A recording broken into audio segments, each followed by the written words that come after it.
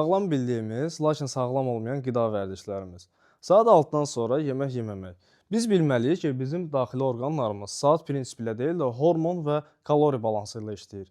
Yəni saat 6-dan sonra yemək yeməmək bizim növbəti günə daha ac bir psixoloji krizlə girməyimizə və daimi yemək axtarışında olmamıza şərait yaradacaq.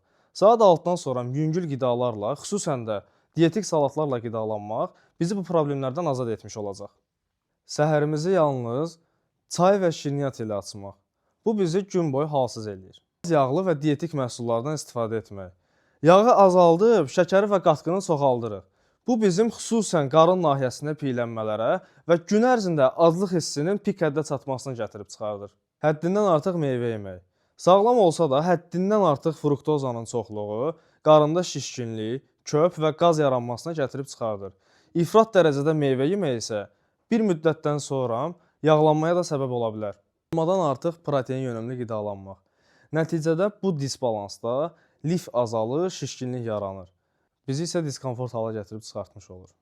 Bunun kimi doğru bildiyimiz bir çox yanlışlarımız var. Ən doğrusu hansıdır? Onu öyrənək və sağlam qalaq.